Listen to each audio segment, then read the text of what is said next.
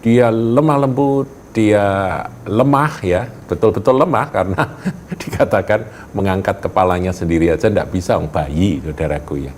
Padahal dia adalah Sang Firman yang Maha Kuasa, pencipta langit dan bumi. Saudara dan saya diciptakan oleh dia, oleh bayi itu. Bayangkan, saudara. Tapi inilah kebenarannya bahwa dia datang bukan sebagai hakim pada waktu itu. Dia datang sebagai juru selamat untuk menyelamatkannya oleh dia, dikatakan menyelamatkan dunia oleh dia. Shalom Alaikum bagi saudara-saudari yang terkasih, sidang jemaat yang diberkati Tuhan. Dalam Suara Gembala kali ini kita akan membaca, ini bagian dari pembicaraan Tuhan Yesus dengan Nikodemus, saudara. Kita tahu Nikodemus adalah seorang pengajar agama Yahudi, seorang alim ulama, saudara ya.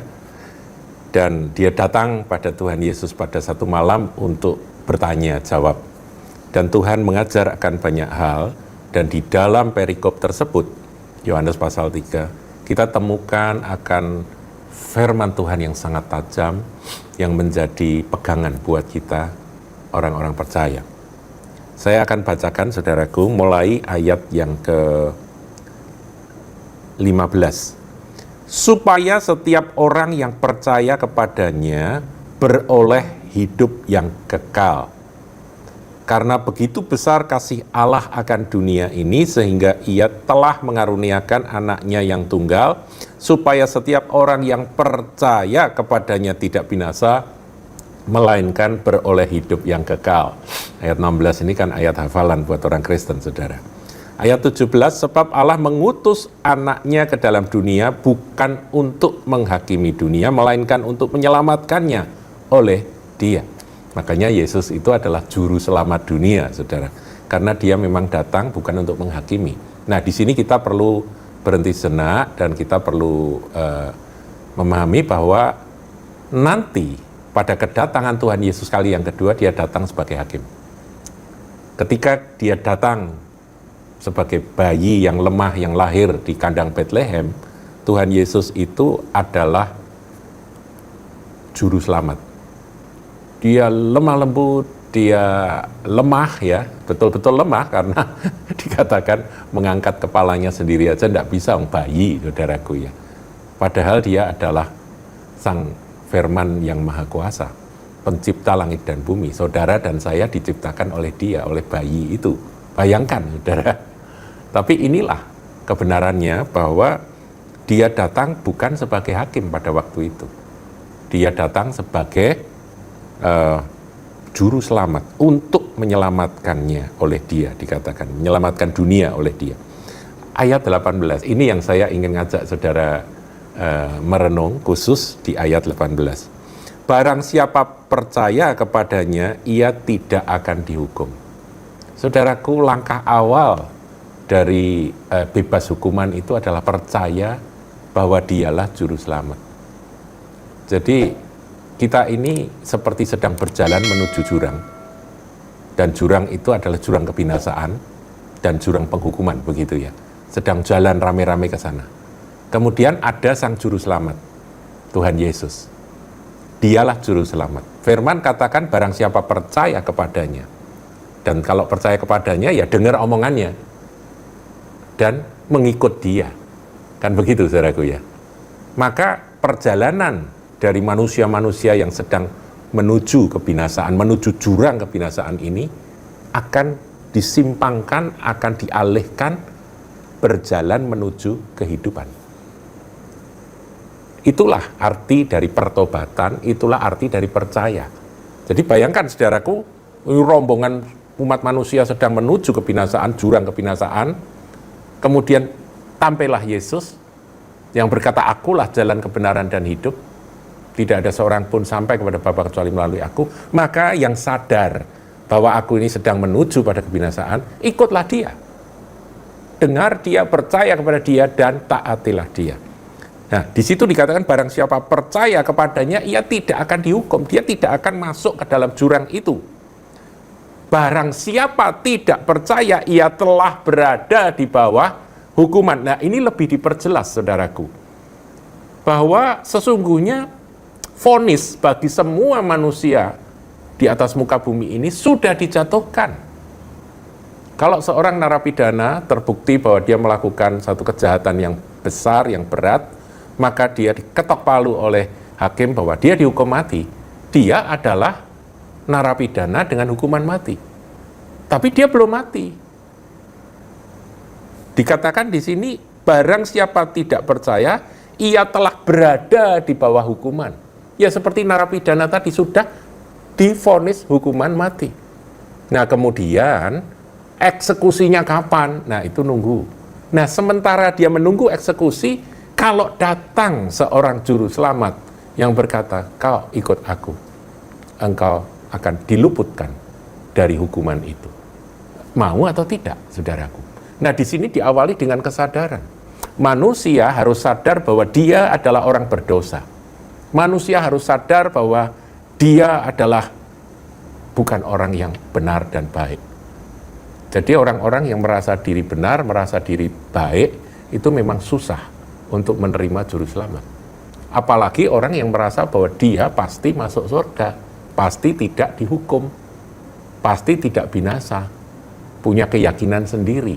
Entah keyakinan itu dari ajaran-ajaran agama atau keyakinan pribadi dia, bahwa yang penting aku tidak berbuat jahat, yang penting aku tidak berbuat merugikan orang lain, pasti aku masuk surga.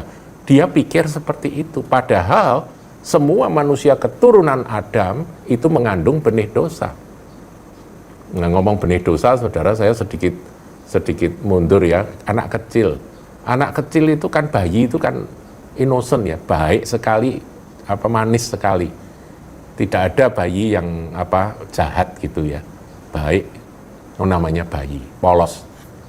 Tapi kalau dia besar, saudaraku, nggak usah diajari. Nanti bisa bohong, bisa iri sama adiknya, itu nggak ada yang ngajari loh, saudaraku. Itulah benih dosa. Dan benih dosa itulah yang nanti akan membawa kepada maut, karena upah dosa adalah maut. Juru selamat datang ke atas dunia ini, di muka bumi ini untuk apa? Untuk menyelamatkan, bukan untuk menghakimi, bukan untuk menghukumkan. Itu nanti, saudara. Nah, di sini dikatakan barang siapa percaya kepadanya, ia tidak akan dihukum. Barang siapa tidak percaya, ia telah berada di bawah hukuman. Sebab ia tidak percaya dalam nama anak tunggal Allah. Bahwa anak Allah, Tuhan Yesus, Sang Firman yang menjadi manusia itu sudah datang dan sudah menawarkan keselamatan kepada umat manusia. Tapi ketika umat manusia menolak dia tetap di bawah hukuman, saudara. Dan dia vonisnya tetap. Yang bisa memberikan istilahnya gerasi atau untuk orang bisa lepas dari vonis tersebut hanya raja di atas segala raja. Hanya Tuhan sendiri. Dan itu sudah digenapi ketika Tuhan Yesus datang. Nah, kita akan lihat ayat yang ke-36. Nah, kalau 36 ini adalah kata-kata dari Yohanes Pembaptis, saudaraku. Tapi ini melengkapi akan keselamatan yang Tuhan tawarkan dan diterima melalui percaya itu, melalui iman. Ayat 36 saya bacakan, atau 35 dulu, saudara. Maaf, 35 dan 36. Bapa mengasihi anak dan telah menyerahkan segala sesuatu kepadanya.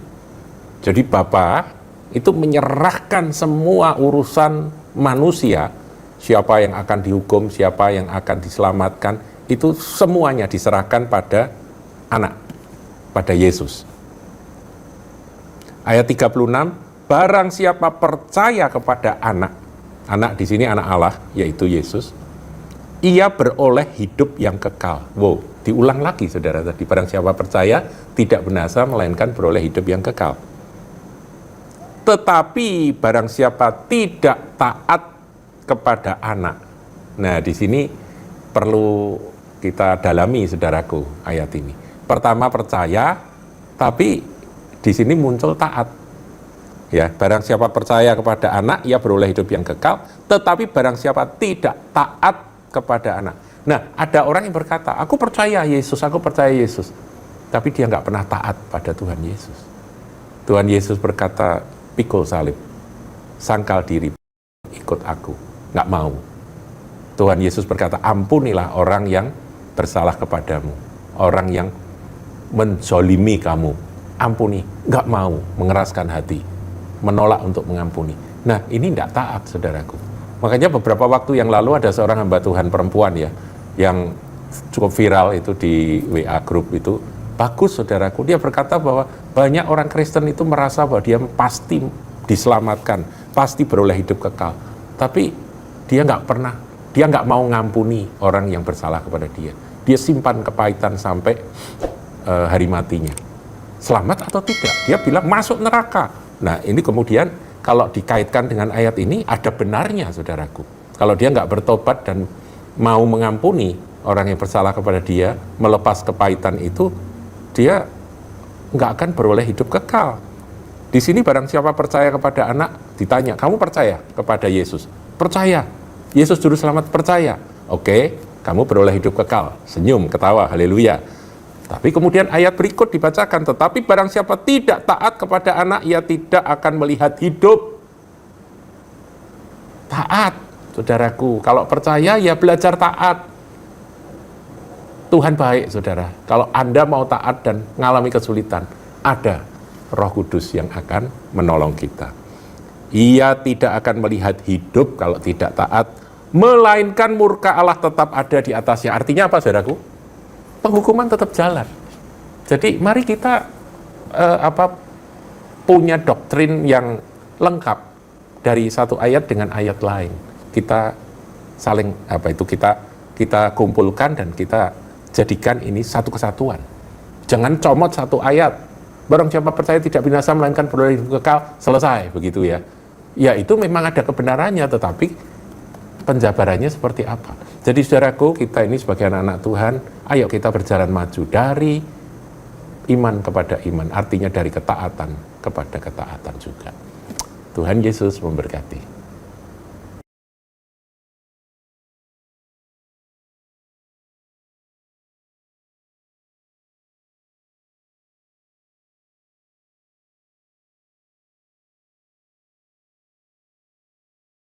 Jangan lupa like, comment, share, dan subscribe channel GKBK Hal Semarang.